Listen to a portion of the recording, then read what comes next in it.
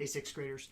Today we're going to be beginning our work with stories. Now, I don't know about you, but I've been hearing the word unprecedented a lot lately, but I wonder if any of you have ever actually stopped to think a little bit about what that means. Precedent precedes something that comes before, so if something is unprecedented, then we would say that nothing has ever happened like this before.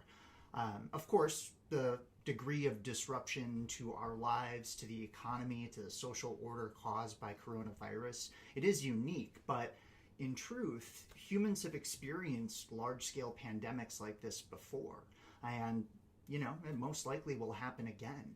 It's one of those few ideas that seems to show up in some of our oldest stories, some of our oldest ideas, as well as more modern takes. It's still seen in things like zombie movies and other disaster things, this idea of large-scale sort of sickness or disaster that way. So while there isn't a ton of stuff to help guide us through this really weird experience, it's not entirely unprecedented. If anything, I would say maybe it's a little precedent-ish. One of these precedent-ish scenarios that I'm thinking of a lot lately is this book that's called The Decameron. Now, The Decameron was written in the 14th century, so Giovanni Boccaccio, 1313, died in the year 1375.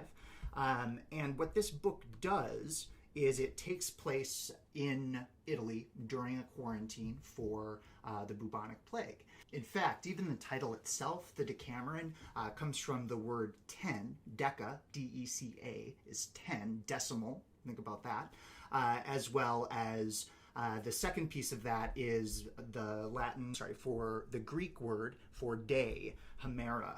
So the title literally means the 10-day event. So it got these people that are locked in this house together, and every night they have to tell a story that has this thing called a theme. Now, everybody has to follow the theme they pick for the night, except for the one character who many believe the author of this book based off of himself.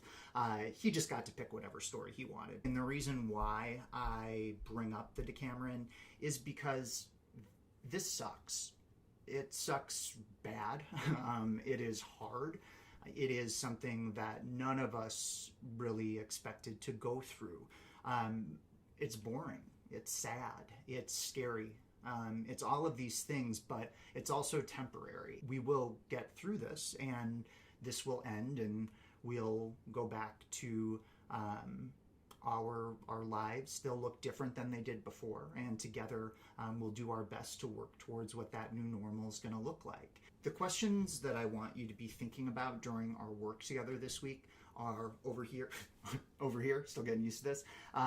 One, how might stories help us live our best lives? And two, one of the interesting things that we're going to see when we're looking at these stories is that stories from several thousand years ago to stories from the last 50 years, from all over different parts of the world too, places that never spoke with each other, places that never, as far as we know, came in contact with one another. There's a couple of really similar themes that you see popping up in story after story, myth after myth. You've got a couple of learning targets to consider this week as well. One, I'm going to be asking you to identify the theme that's explored in a story. And two, describe the way that different stories from these different cultures, different characters, different styles, how they can still be showing similar themes, although they're very different stories. So again, we're going to go through theme statement today. I'm going to tell you a little bit about what that looks like. You'll have some time to work with two fables that I picked out for you to take a look at. We'll talk about what those are in the next video. And then finally, you'll do a little bit of writing in a discussion post that will be submitted before Wednesday night at 11:59. So thanks for watching. Hope that this was a helpful way to set things up for you, and I look forward to seeing you on the next assignment.